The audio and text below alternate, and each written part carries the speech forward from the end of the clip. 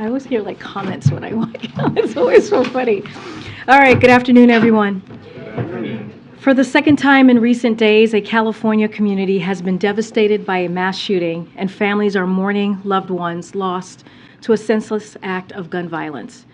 As some of the victims' families have said, we are starting Lunar New Year broken. To read their stories is indeed heartbreaking. Stories like the 65-year-old who went to the dance studio in Monterey Park on weekends because it's what she loved to do.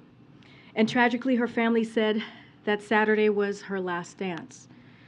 We've read moving tributes for the former dance student who helped manage the studio from his fellow dancers and his teachers.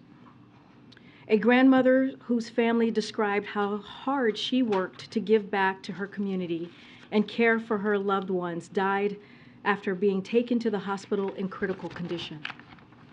We have mourned lives lost in mass shootings after mass shootings. The flags at the White House were already at half-mast in honor of those murdered in Monterey Park when we learned of the shooting in Half Moon Bay. President Biden, like most Americans, believes that this is an urgent issue, that too many of our neighbors, colleagues, kids are losing their lives to gun violence. Over the last 2 decades, more school-aged children have died from guns than on-duty police officer and active duty military combined. And we know what the policy solutions are. We know how we can address this. In fact, last night, Senator Feinstein, alongside Senators Murphy, Blumenthal, and others, reintroduced a federal assault weapons and high-capacity magazine ban and legislation that would raise the minimum purchase age for assault weapons to 21. The last time we had an assault weapons ban on the books, thanks to the President and Senator Feinstein's leadership, mass shootings actually went down. After Republicans let it expire, mass shootings tripled, and that's just a fact. As you all know, President Biden has taken historic executive action to reduce gun violence, and last summer he signed the Bipartisan Safer Communities Act, the first significant piece of gun safety legislation in nearly 30 years. But he continues to believe, and these tragic events continue to show us, there is more to be done to keep our homes, schools, and communities safe. The President and the First Lady are thinking of those killed and injured in these latest shootings across America, but more importantly, he's urging both chambers of Congress to act quickly and deliver this assault weapons ban to his desk and take additional action to keep American communities, schools, workplace, and homes safe. I also wanted to share exciting news about President's economic plan continuing to create results for Americans across the country. Today, we learned 38 states are now at or below 4% unemployment, and states from Pennsylvania to South Dakota to Alaska have record low unemployment. We also know a record 10.7 million jobs were created in the last 2 years. Annual inflation has fallen over the last 6 months. The economy grew at 3.2% in the most recent GDP report, and a record 10.5 million small businesses applications were filed since the president took office. And we're continuing to lower healthcare costs for Americans. A new report shows that if Inflation Reduction Act's insulin cap were implemented in 2020, 1.5 million senators across the country could have saved an average of $500 per year on insulin. The Inflation Reduction Act's health provisions, including permanent affordable care act subsidies and Medicare negotiating down certain prescription drugs, mean more money in Americans' pockets and more breathing room for American families. As the president said in a statement this morning, and I quote, "Americans are seeing a strong economy where they live. They are seeing their neighbors back to work with higher wages, even accounting for inflation. They're seeing prices down at their pharmacies. They're seeing new businesses opening with most Americans applying to start small businesses at any time on record," end quote. And finally, I wanted to say hello and welcome to the Park School of Baltimore students. They're lined up to my left here, who are here for their career exploration day. And welcome students. I had an opportunity to meet all of you. Very impressive. And I know high school could be a lot of fun, but also very hard. Just stay focused, keep your passion, and you'll get there. So good to see you all. With that, Amr, good to see you. Good to see you. First, I just wanted to ask, is there any reaction to Vice President Pence's announcement of finding classified docs in his possession? And then more broadly, most of the rules surrounding classification are created and can be amended by executive order. Does the President believe the system must be reformed?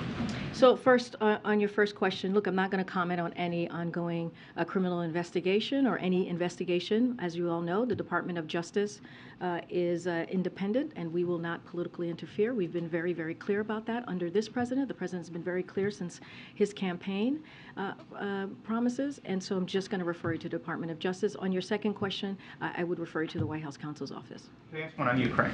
Sure. Is the administration ready to give Abrams to Ukraine in order? I guess one, is the administration ready to give the Abrams? And two, if you are, has it been connected with Germany also giving Leopards? So I'm going to say we're in constant communications with Ukraine and other allies and partners as it relates to what Ukraine needs in the battlefield. But I don't have anything to preview here, any announcements to make at this time of any new types of security assistance to preview for you today. Following up from yesterday, has the President invited the Justice Department to search his Rehoboth Beach house? Again, I would refer you to the White House counsel's office, who have been regularly in touch with all of you, answering these questions about this legal ongoing matter. I just don't have anything to share. And a couple of follow-ups on the Pence issue. Does the White House believe that the Justice Department should appoint a special counsel to investigate former Vice President Pence's handling of classified documents? That's for the Department of Justice to decide. And now that we're seeing the two most recent vice presidents discover classified documents in their private homes, does this suggest that there's a larger problem within the government where classified documents are not where they're supposed to be? Do a lot of people have documents outside of where they're properly supposed to be stored? I'm not going to comment from here on that. I would refer you to the White House counsel and anything related to classified documents from here. Thanks, Karine. On the issue of gun control, you spoke about the President's commitment to an assault weapons ban and his view that there is more that can be done.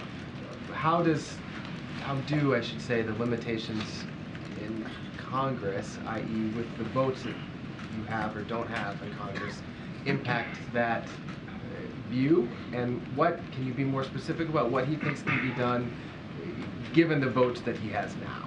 So I just want to remind folks that this is a president who has made gun violence and dealing with gun violence his career. And he's actually been very instrumental in pushing forward these types of gun reforms that we have seen, whether it is what we saw with the assault weapons ban 30 years ago that he helped get done with Senator Feinstein, or signing the bipartisan piece of legislation that he signed into law just months ago. That was, again, the most significant piece of legislation that dealt with gun violence. And let's not forget, he has made this a priority for him in his presidency since day one with historic executive action. So I say all of this to say is this is a priority for the president. When folks thought we wouldn't be able to get a bipartisan deal done on dealing with gun violence, that was able to get done because of the president's leadership on this, because of the president's focus on this. Look, we're always looking for, his team is always looking for ways to continue with to do executive actions to deal with reducing gun violence.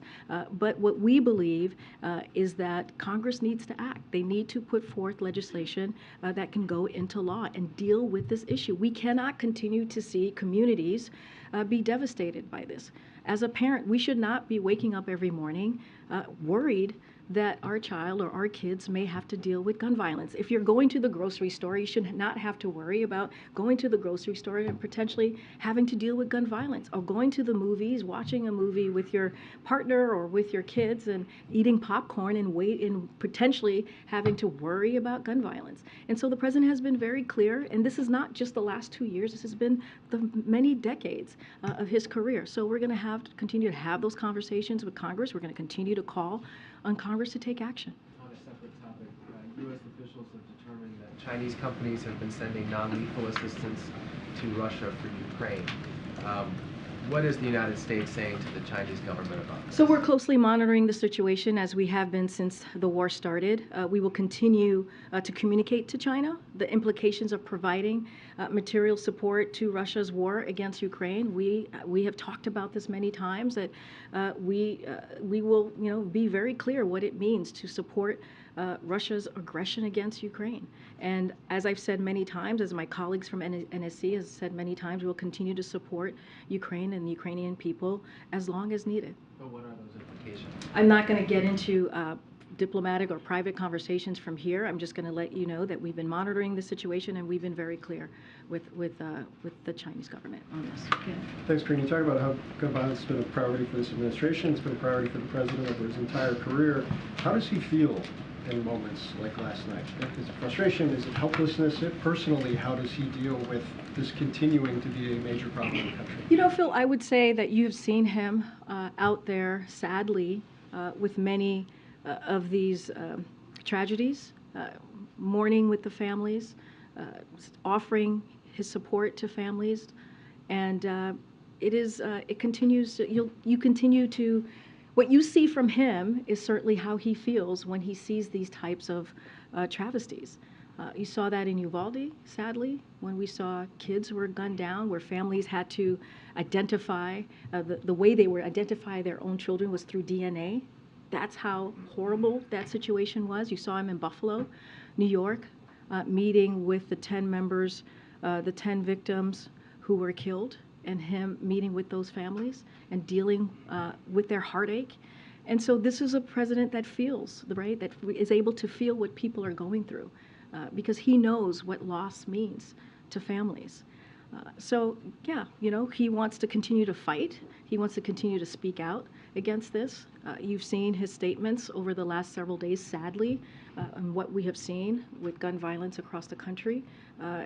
And so you'll continue to see that, and he will continue to speak about this in a way that lifts up the families who are dealing with this loss, very devastating loss, and continue to call on Congress to take action. And then one more shot on the Pence documents. Is there any sense inside the White House that this perhaps shifts the political or public perception dynamics of what the president has been facing over the course of the last several weeks? I'm just not going to comment from here. Got Joey. Yeah. Sorry. I thought you were there yesterday, Yeah, Joey. I but it was Michael. I apologize, Well, Michael. Do you have any update on whether the president plans to visit California? I know you were asked yesterday, but since then there's, as we've noted, there was a second mass shooting there. So no plans at this time to preview about a presidential travel to California. You saw his statement. I just kind of read part of his statement. His heart goes out to the families, to the victims of the families, and we will continue to fight to make sure we deal with this issue. We deal with gun violence. We started with the executive actions, the historic executive actions that the president was able to do the first 2 years of his administration. We were able, again, as I mentioned, sign a bipartisan piece of legislation to deal with gun violence, but we need to do more. We need to do a lot more, and so the president's going to continue to call for that. I don't have anything to preview about a trip. Yeah, and you kind of alluded to this, or asked a little bit about this, but I mean, what is the strategy now to pass the assault weapons ban that Feinstein introduced? I mean, you're talking, of course, about a Republican-led House now, and so how? I mean, what can the White House do to actually overcome those numbers there? Yeah, and one thing I just want to go back to on California, the president has been in touch with local and state leaders, and his team continues to offer support to the local government and clearly Governor Newsom's team in any way that we can to be helpful to what they're dealing with today, this week, I should say. Look, it is, it is a priority for the president. It really is. That's why he's taken executive actions. That's why his team has worked with Congress on this bipartisan legislation that was passed several months ago. And he'll continue to do that. And, I think if you all remember, and many of you reported this, that how difficult it was going to be for the president to get any bipartisanship the first 2 years of his administration. And he was able to get historic pieces of legislation done. And so the president says this all the time. He's optimistic, and I think optimism is very important to this president. But at the same time, he's going to continue to ask Congress to act, and he's going to continue to see what other executive actions can be taken from here. But at the end of the day, we need Congress to act. We need legislation that can be signed into law to deal with a matter that is really tearing apart communities. Thanks, Karine. Was the White House aware before this afternoon that classified documents had been found at Vice President Pence's residence as well? I would refer you to the White House counsel's office. And does the White House believe that other former high office holders should now go back and check their personal residences out of an abundance of caution to make sure that they're not holding on to classified documents as well? That's not something I can comment from here. I don't even know the reasoning of what the news that we heard about Pence. So I'm just not going to comment from here. I'm not going to comment on any other former elected official, current elected official. With this particular case, I refer you to the Department of Justice. Anything that relates to this White House, I would refer you to the White House counsel's office. And then on the Abrams tank, last week at the podium, John Kirby said that the Abrams is expensive to maintain, to operate, to fuel, and it requires a lot of training. Does this White House still have those same concerns when it comes to providing tanks to the Ukrainians? So as my DoD colleagues have said very recently, that, again, nothing to preview from here, certainly don't have anything to share, but they never ruled out tanks. Just want to make that very clear. I think what my colleagues at the DoD have said in the past, well, very recently, is that there were always challenges with tanks, but not going to preview anything. I think I would refer you to the DoD comments on this. Again, they've always been challenges. It's never been taken off the table, but as I just mentioned, I don't have anything to preview. Those are the challenges. What are the benefits to the potential of I mean, providing tanks? we've always said, again, nothing to preview, want to be very clear here. We've always said that we are in constant communication with Ukraine as they're trying to figure out what they need on the battlefield. And we are always looking for ways to offer security assistance for them. And so, again, not going to get ahead of any potential announcement. Don't have anything for you to preview, but we're always in constant communication with Ukraine and what it is that they need for their success, what it is that they need to really battle the aggression that we have seen from Russia this almost past year. Thanks, Karine. Germany's ruling party just confirmed that they've decided to send Leopard tanks to Ukraine. Do you have any comment on that? And is that linked to, in any way, reversal of this consideration of the U.S. government sending Abrams to Ukraine as well? So we have said this before. We believe it's up to each individual country. It is their own sovereign decisions on what they provide for Ukraine. We've been very clear about that. And we always appreciate what our allies, our partners are doing to make sure that Ukraine is able to defend itself. I'm not going to go beyond that. Again, don't have anything to preview from here. And then switching topics on Ticketmaster, there was this hearing in the Senate today. Given the White House's concern about monopoly power, does the White House believe the Live Nation Ticketmaster merger should be unwound, given what we've heard today from senators expressing that concern as well? Are you a Swiftie? Is that what it's called? I don't know. Things that you learn. Look, President Biden is a strong proponent of increasing competition in our economy. As he said last year when he signed the landmark executive order on competition, and I'll quote, "The heart of American capitalism is a simple idea. open and fair competition, but capitalism without competition isn't capitalism, it's exploitation. So I'll say one more thing about the executive order. It establishes a whole of government effort to promote competition in the American economy, because we know the lack of competition leads to higher prices and worse service. So again, capitalism without competition isn't capitalism, it's exploitation, and that's why he's really made an effort with his executive actions to deal with something that truly matters to the American people. Same concern And the apply to- Swifties. Does the same concern apply to Google, which is facing new DOJ action today? Look, I'm not going to get into DOJ action or what DOJ is potentially any legal matters that they potentially are taking. What I will say is more broadly is how the president is a proponent for increasing competition in our economy, and he has shown that through his actions. On gun violence, you've mentioned the potential for further executive action. Is there an active review underway of other potential executive actions? Where is this being worked on within the administration? So don't have anything to share on any active review. What I can say is that the president has asked his team to do all they can through executive action to reduce gun violence. We've seen him make his historic progress via executive action to deal with this dangerous violence that we're seeing, gun violence specifically, that we're seeing across the country in dangerous hands. So we'll continue to pursue executive actions to reduce gun violence. Don't have anything right now to share or preview or list out what is it that we're exactly looking at. But his team is always looking at ways to improve, to deal with an issue, again, that is devastating communities across the country. But I also want to be very, very clear here. In order to deal with this, we need Congress to act. And that's the way that we're really going to be able to deal with a matter that is, again, devastating communities, devastating families across the country.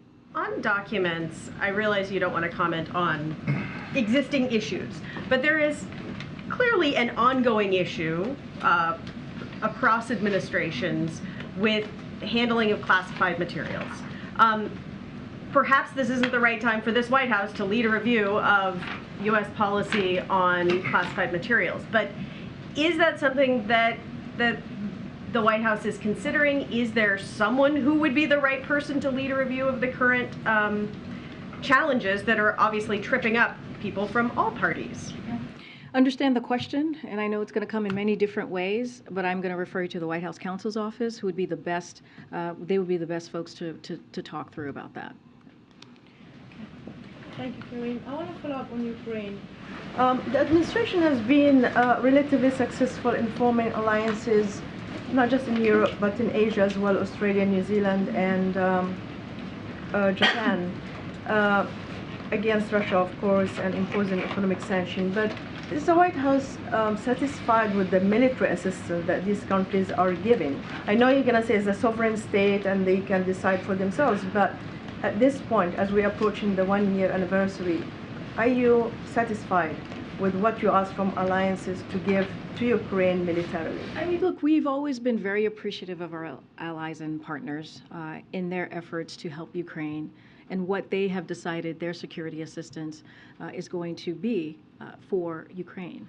And so we will continue to be appreciative. We will continue to thank them. Again, and you said it in your question to me, it is a sovereign decision. It is up to each individual country to decide how are they going to do their part in helping Ukraine fight against Russian aggression. But, you know, these are our allies, these are our partners, and we will continue to work with them closely to make sure that Ukrainians are able to fight this brutal war. Do you think it's holding these alliances? Say that last part. The alliances, are they still holding? We believe that they are. I'm gonna come back down. Go ahead, Steve. Thanks. It being the White House's position for the last several weeks that the president's legal team did the right thing, is it the initial observation of the White House that the Pence legal team did the right thing? That's not for me to comment on from here. I would refer you to the Department of Justice. One of the things that the Pence team seems to have done in the last week is make public disclosure of the circumstance. Advise NARA, but also advise Congress and now the public. Any reflections among the communications of press staff here as to how the Pence team handled it versus how you folks handled it. Steve, I understand your question and I hear it. We've answered your question in many different variations. I'm just don't have anything else to share from here. If you have any more specifics or details about this, about the ongoing legal matter, I would refer you to the Department of Justice. Anything else, I would refer you to the White House counsel's office. For 2 months. Thanks. Does the White House have a response to Israeli Prime Minister Netanyahu's surprise trip to Jordan today to meet with King Abdullah? And do you think it could help reduce tensions in the region? I have not seen those reports. I have not been able to talk to our National Security Council about it. But clearly we are, as you know, Jake Sullivan just recently went to Israel to meet with his counterparts to continue the very important relationship we have with Israel. Just don't have anything further. We normally don't comment on individual countries meeting and the agenda that they have with other countries, but don't have anything specific to share on that. Can you say anything more about what's on the agenda today with for the meeting at 3 o'clock with Democratic leadership? So, as you know, the president is very much looking forward to meeting with the new Democratic leadership, and that is happening pretty soon, less than an hour. And so he's going to host them in the Roosevelt Room. You're going to hear from him at the top. He'll have something to share about his thoughts about the meeting.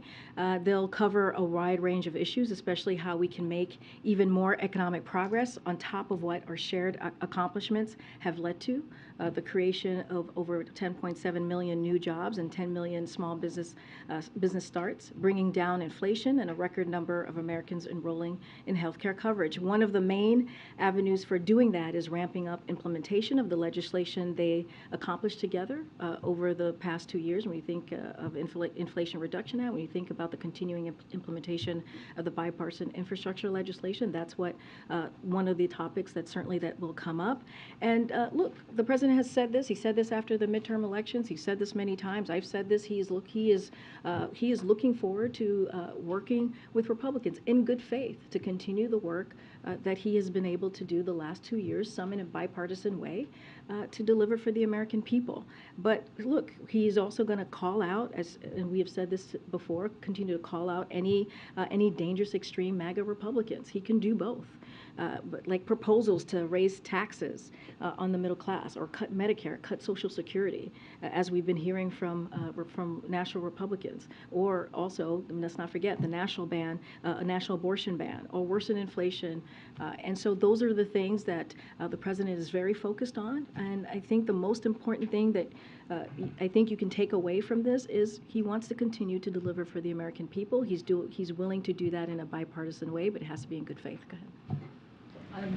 That was one of my questions about the preview, but one of the things I wonder is the president has received some Democratic criticism about how he has handled some of the things that he has said about the documents matter. Do you expect that he might address that with the Democratic leaders, because it's obviously got political implications for just how he's perceived and perhaps some of his political strength going forward? Yeah, I kind of talked about this, Kelly, a little bit yesterday, and some of those same criticism from Democrats. They also said they believe the president did what he needed to do and has handled it fully and in a cooperative way.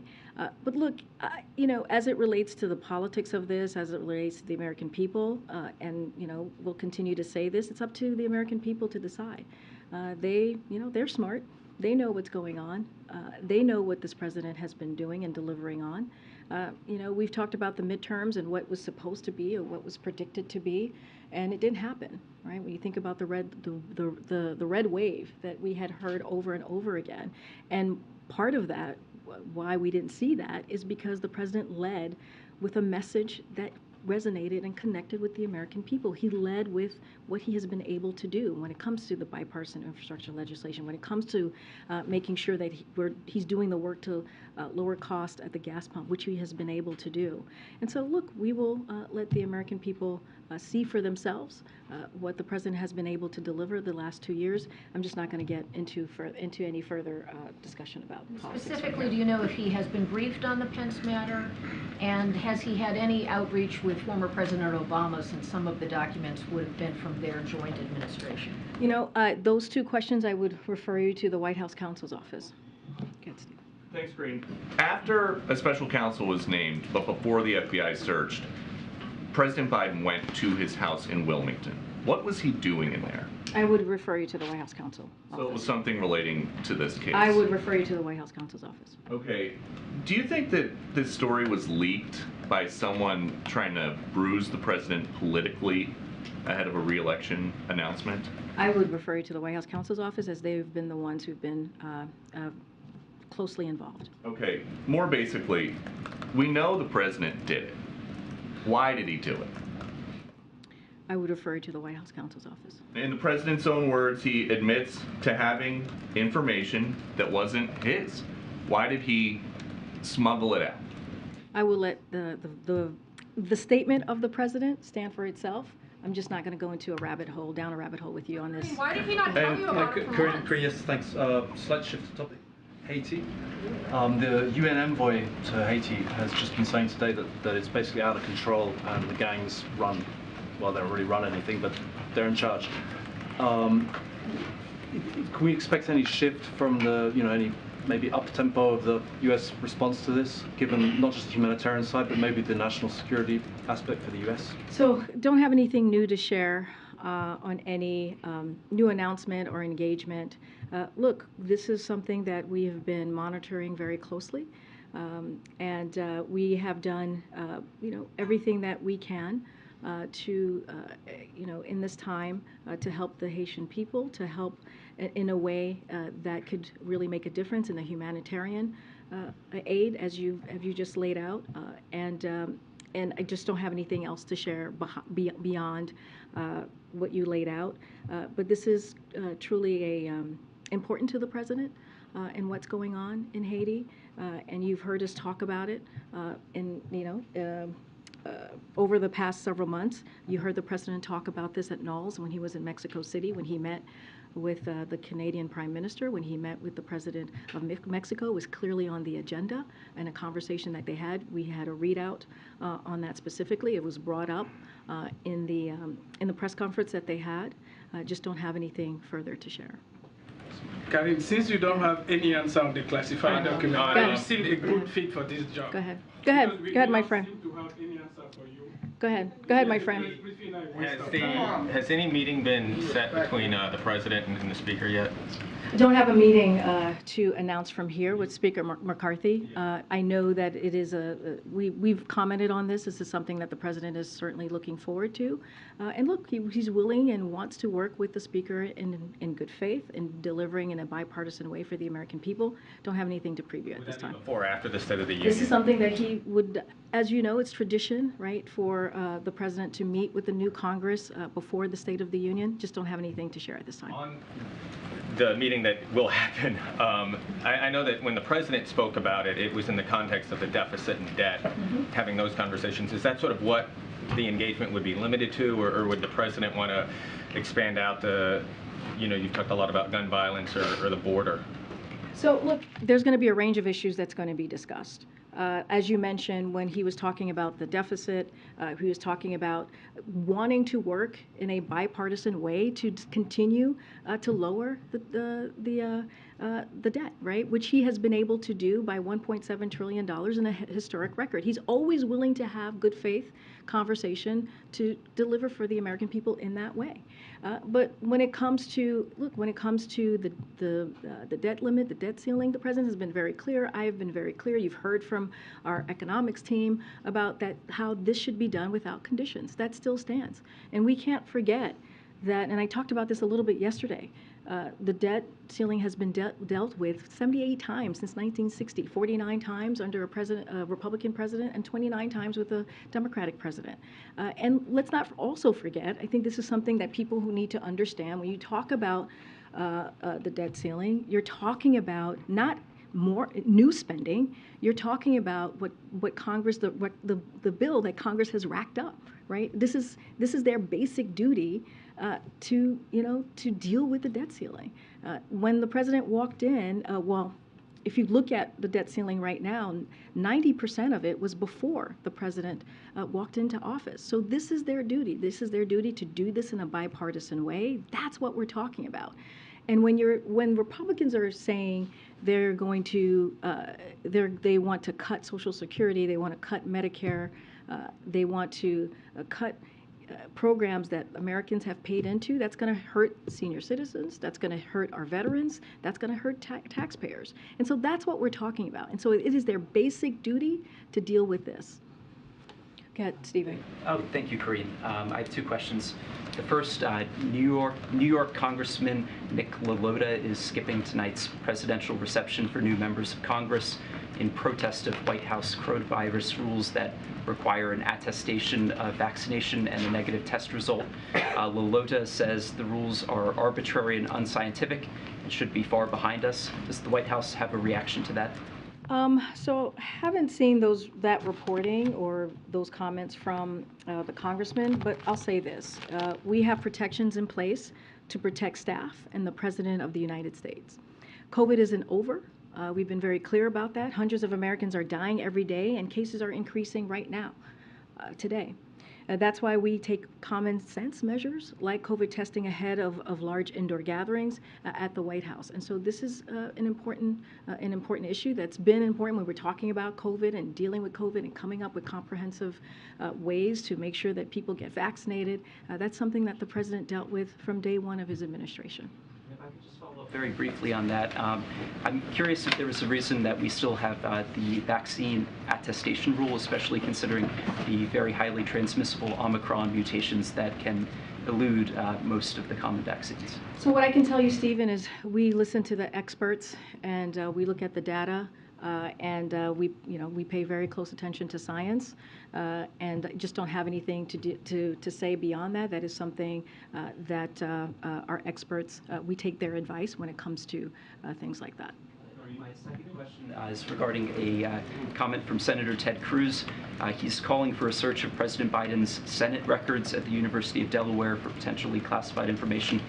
Those records reportedly include about 1,850 boxes of documents, as well as 415 gigabytes of electronic files. Does President Biden have any objection to such a search? When it comes to the documents and this ongoing legal matter, I refer you to the White House counsel's office. I'd just like to read. I'm so sorry. You said you had two. You've asked four. I'd just like to re-up the request of our colleagues in this room for someone to answer these questions from the podium. Oh, absolutely. Okay, go ahead. Thanks. You got? I'll come to you. Go ahead. Karine, the oversight chair, he had Mr. Comey, he wrote the head of the Secret Service asking for the visitor information from Wilmington. Now, I know you said there's no visitor logs, but do you have any objection, or does the White House have an objection to the Secret Service providing any documents or communication about who's going in and out? Again, I would refer you to the White House counsel's office on anything that's related to the investigation, the oversight hearing that's happening. And then just at the top, in response to the Pence question, you said you weren't going to comment on any ongoing criminal or other investigations. Is there any reason to believe any of these are criminal investigations? I'm just saying I'm just not going to comment on any type of investigation. The Department of Justice is independent, and we just don't comment on any investigations from here. Yes, Karine, on gun violence, it's very clear to everybody that gun is a problem in this country. I'm going to give you an example. In Africa, when we see news from the U.S., like a 6-year-old boy bringing gun to school, and we see people going to the movie theater being killed by gun, and also seeing people in this country that have not seen war, but are killed by gun, is extremely scary for us. And we have seen that this country is very developed. What do you think is preventing the Congress to act when it comes to gun control? And what can more President Biden do to move on and do something to control the gun? And my question comes because I'm a mother. I have 2 daughters, and when they go to school, sometimes I'm afraid that maybe his little colleague from school will bring a gun, or even in random place, we get shot. This is very, very scary, and this is a problem, and we saw recently people also dying by gun. What can President do more to move on and control the guns? And please what do you think the Congress is waiting to act? So when it relates to the Congress, you have to ask Congress. You have to go over to Congress and meet with congressional members and ask them that very question. Lay it out just the way that you laid it out to me. I think it's an important question for them to answer. But also, we saw last night Senator Feinstein, along with Senators Murphy and Blumenthal, reintroduce the assault weapons ban, which we support. And we encourage for Congress to act on that piece of legislation. Look, again, I would suggest you go talk to them about this. Look, you just laid out what I just said, right? You just laid out about going to the movie theaters and being worried about gun violence. You just laid out about being a parent and worrying about your child going to school or going to the grocery store and worried about gun violence. That is something that we should not have to deal with. And this is something, again, if you look at the president's record as a senator, you look at his first 2 years as president, he's dealt with this issue. And he's going to continue to do what he can from here, use the tools of the federal government to take action. He has taken historic executive actions, as I just laid out moments ago. But when it comes to really, truly dealing with this issue, we need legislation. We need legislation. We need Congress to act. So we are thankful and we are hopeful to see what occurred with this legislation that was introduced, again, by Senators Feinstein, Blumenthal, and Murphy. And we're going to continue to encourage Congress to act. But I would pose the question that you just asked me to Congress. Okay. Just a follow-up quick, still on gun violence. We have spoke, like between me and some friends, that in this country, and this, I'm making this point because we need to remind people that America is the only country on earth that people die by gun without even being in war. Because I'm giving this example because in Africa there is countries in war, but people doesn't even have access to gun. It's very hard because the government and everybody is very conscious that the guns can cause a lot of destruction. But in this country, it's very normal for everybody to have access to gun, and this needs to be controlled. But what can people like me, common people, what can we do to help control gun in this country?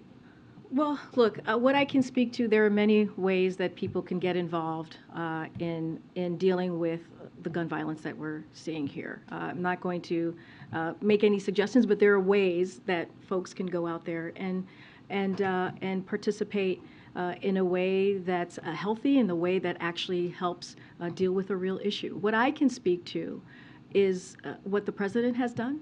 What I can speak to is what the president believes. What I can speak to is the president's record on this, which is you can see for yourself as a senator this last 2 years as president in the executive actions that he's taken. He signed a bipartisan piece of legislation, as I just mentioned moments ago, to deal with, in taking one step to deal with gun violence. And so, look, that's what I can speak to. That's what we can talk about very clearly. And we are going to continue to discuss and have the conversation and call on Congress to act. All right, go ahead.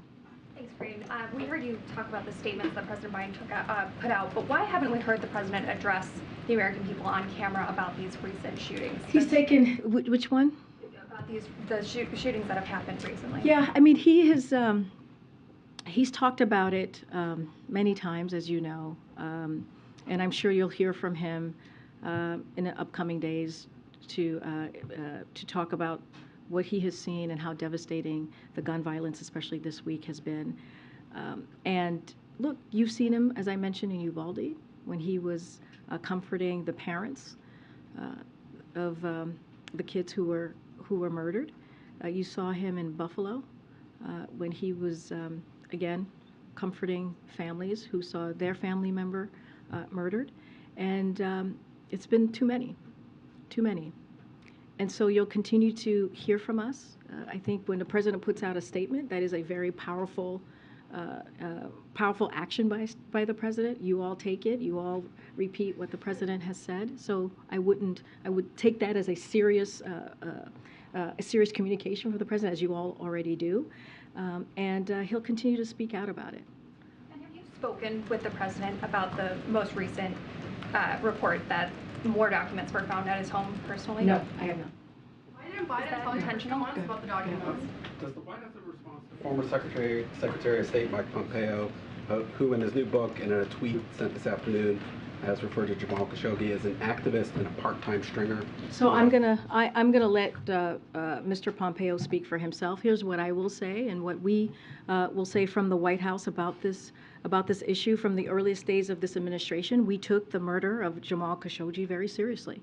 That included releasing intelligence community report on the murder, which was not done in the last administration, sanctioning a number of Saudi officials and entities, and instituting the so-called Khashoggi ban. Again, I will let Mr. Pompeo speak for himself. Do you think Jamal Khashoggi, would you consider him an activist? I'm not going to get it. I'm not going to get into describing Jamal Khashoggi. I can tell you how we acted and what we have done over the past 2 years, and be very clear on what the White House has the actions that the White House has taken. Okay. Thank you so much. Another Africa question for you today. With news that the UN ambassador is heading to the continent and Janet Yellen is there right now, what messages are these two top cabinet officials trying to send to African countries broadly? How do you combat concerns and perceptions that the continent is yet again being used as a battlefield for a proxy war between East and West? And then also, how do these visits lay the groundwork for the president's promised visit to the continent? And any details on that would be awesome. Well, to your last question first, don't have anything to preview about the president's visit, potential visit to Africa. We have said that he is going to make a visit, just don't have anything to share at this time. So our partnership in Africa is not about other nations. Our partnership there, it's as demonstrated by our commitments at the U.S. Africa Leaders Summit. The United States sees African countries as genuine partners and wants to build relationship based on mutual respect. That's what you saw at the summit, and that's what the president has been consistent on, and that's what we want to see.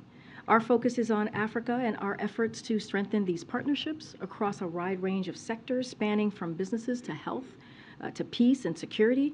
Building on those efforts, we've had Secretary Blinken and Secretary Yellen travel to the region very recently. And as you noted, we have Ambassador Linda Thomas-Greenfield's upcoming travel to Ghana, Mozambique, and Kenya, and that's going to be from January 25th to the 29th. The ambassadors, this is going to be the ambassador's third trip to the sub-Saharan Africa, and since she took up her position at the U.S. ambassador to the United Nations, she's gone 3 times under this current tenure that she's currently doing. And you will continue to see us following through the president's commitment and to step up our engagement across Africa this year and beyond.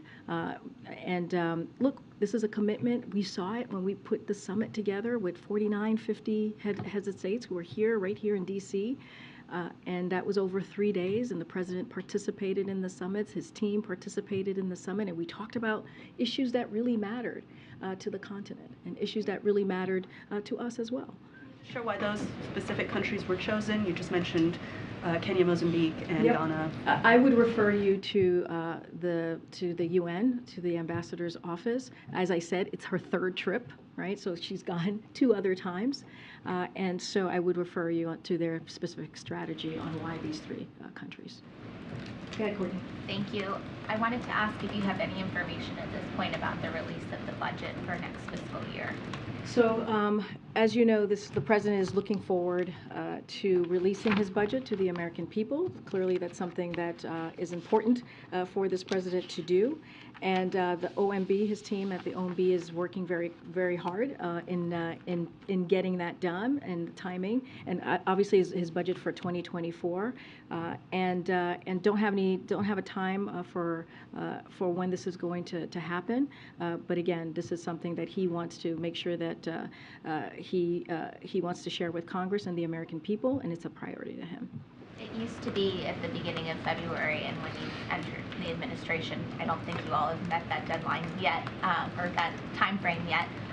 Does that have anything to do with when last year's appropriations were done? I mean, what's affecting why you wouldn't have a date yet? So look, the omnibus, the timing of the omnibus late last year certainly has an impact on the budget's timing, but certainly we'll be in touch with when we're ready to share the president's 2024 budget. Thank you. Go around. Thank you. There was reporting from Japan that the U.S. decided it will not deploy land-based, medium, and intermediate range missiles to Japan. Can you confirm this decision and say what is under consideration in terms of where the missiles will be deployed? So according to the Department of Defense, there are no plans to deploy capabilities to Japan that range that range beyond 500 kilometers. So I don't have anything more to share. I would refer you to the Department of Defense. Go ahead. When the president speaks on the economy later this week, how much of that will be talking about his own record and how much will be warning about what Republicans in Congress want to do, such as the sales tax? So just a little bit of what he's going to say. As I announced last week, for those who may have missed it, on Thursday, President Biden will deliver remarks on the economic progress we have made since he took office. The president will contrast his plan to build an economy from the bottom up and the middle out, and to protect and strengthen Social Security and Medicare, with the congressional Republican plan to cut Social Security, Medicare, and other vital programs and impose a 30% national sales tax that will increase taxes on working families. His remarks will be in Springfield, Virginia, with union workers who are benefiting from his economic plan. And so we'll have more to share on that tomorrow. But again, as you just heard me lay out, it's going to be a contrast with what we're trying to do and what the Republicans have laid out. But again, the president has always been very clear. He's willing to work in good faith in a bipartisan way with Republicans to continue to deliver on the economic successes that you've seen from this administration in the last 2 years. Okay. Thank you. Thanks, Karine. Thanks, Karine. I want to ask about, to follow up on the story of Chinese companies providing assistance for Russia. Did you have now a clear sense whether the Chinese government is aware or approving this or not?